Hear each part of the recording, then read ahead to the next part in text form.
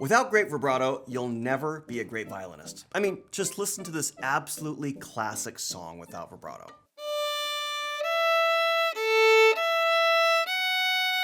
And now with vibrato.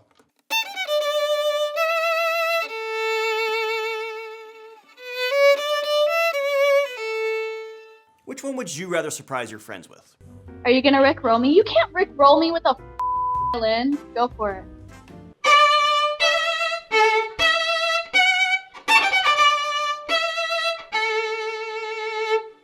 If you struggle with vibrato, I'm about to give you 5 exercises that will develop this technique so you can sound amazing on any of your favorite pieces.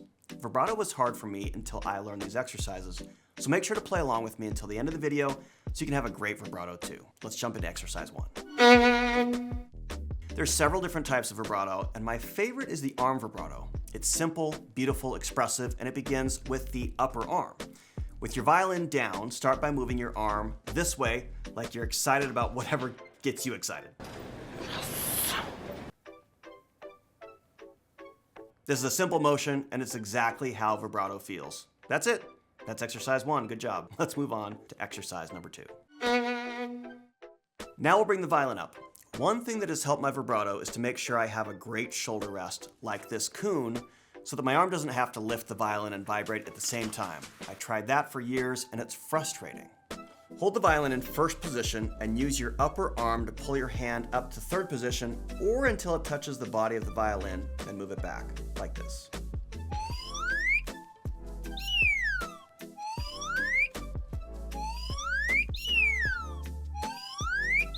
The important thing to think of is that the upper arm is the engine that drives the rest of the arm. My teacher used the analogy of a tugboat pulling another boat. The second boat only moves because the tugboat is pulling it. Your upper arm pulls your forearm and hand because they're just along for the ride. Think of the upper arm right here, even though you can't see it.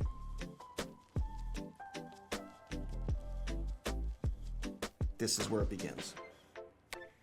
As you watch my arm move, notice how still it is. I'm not twisting or adjusting any other joints as I'm moving up and down. This is critical to keep your intonation and shifting consistent. You want to make sure your arm isn't doing this. The wrist is bending,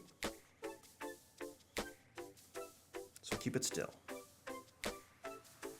Practice this in front of a mirror to make sure your arm is quiet as it moves up and down the fingerboard. One common issue intermediate students have is that the violin will fall out when they're coming down, like this. There are 2 reasons for that. You may be gripping the neck of the violin too tightly. Try letting the thumb float away from the neck as you slide up and down, then replace the thumb and let it gently slide along the neck with the rest of your arm. If you still have a problem, you may not be resting enough of your head weight onto the chin rest. You shouldn't be tight in your neck, but if you need to push down ever so slightly with your head on the downshift, that's okay for this exercise. All right, are you with me, or did I lose you already? You'll want to practice this step for 1 to 2 minutes per day or longer if needed. If you want personal feedback on your practice or live group coaching with me and my team, sign up for the waitlist for my cohort Violin Virtuoso using the link in my description. I only have a limited number of spots available, so make sure to sign up now. It's the fastest way to go from intermediate to incredible. Once you can shift your arm up and down comfortably with your arm staying quiet, you can move to exercise 3. For this exercise, we're going to add your bow and your first finger in your left hand. Here's how the exercise will sound.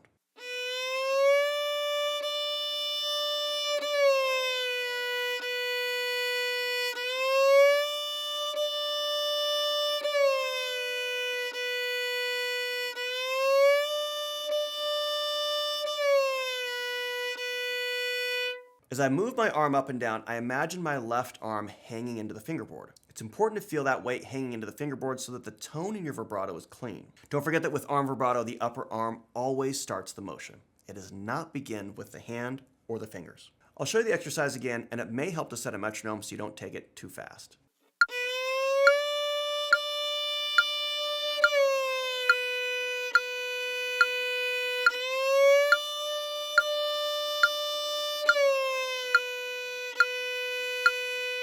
You may want to practice this exercise for a few days before moving on to exercise 4. This will help your muscle memory make this feeling comfortable and permanent in your arm without having to focus so much on what you're doing. Once you do that, you can move on to exercise 4. This is where you start to hear your vibrato really take shape.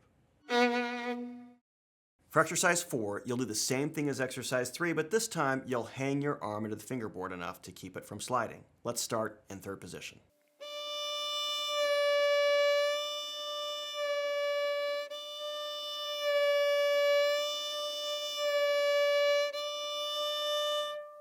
You can see the finger is rolling back and forth now, which gives you that vibrato sound.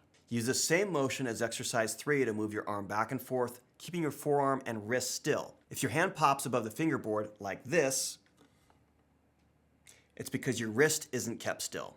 Practice this in the mirror and focus on your upper arm movement. Remember, the motion begins and ends with the upper arm.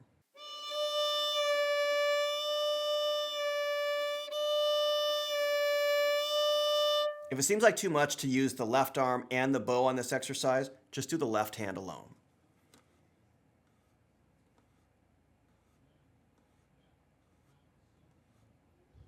So how far should you actually move your arm? Just until your finger is flattened, usually a half step. You don't ever want to roll above the pitch you're playing, or it'll sound sharp.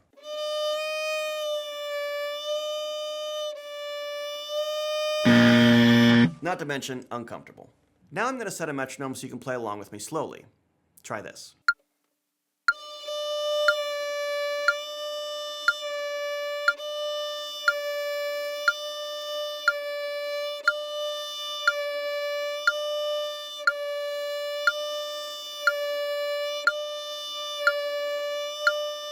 Another mistake students make is they'll revert to shifting or sliding the finger around the fingerboard again.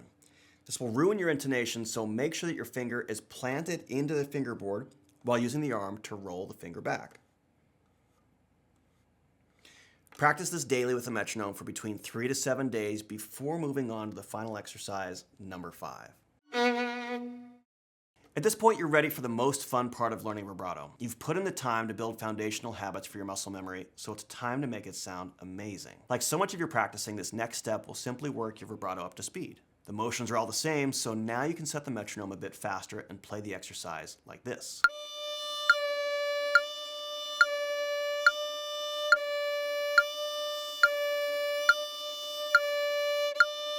And now, repeat at a faster tempo.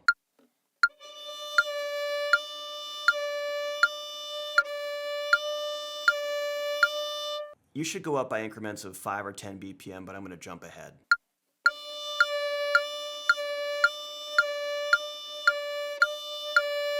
(150 BPM), 190 BPM,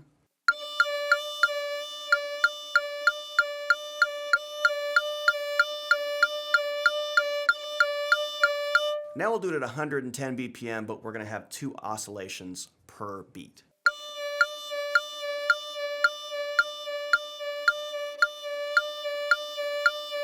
(150), 2 oscillations per beat. 200.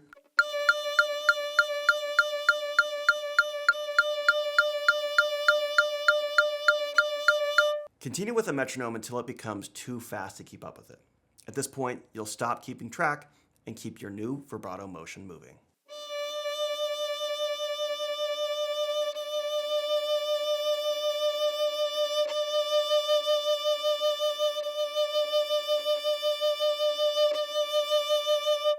Once you get to this point, you can try a tip my teacher gave me and think of flexing your bicep like you're showing off.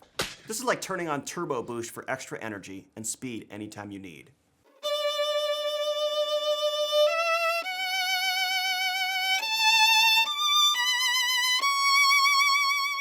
With this final exercise, if you've practiced the right motion to this point, it'll begin to feel natural. However, be patient because it took me 3 months of daily practice to do this right, so don't give up. Most students I teach take about that long or longer to feel comfortable. If you'd like feedback on your vibrato along with live group coaching, customized practice tips, and a structured curriculum, sign up to my waitlist for Violin Virtuoso. I've only got a limited number of spots available for the next cohort, so click on the link in my description to join. I'll see you in the next video and enjoy your new vibrato.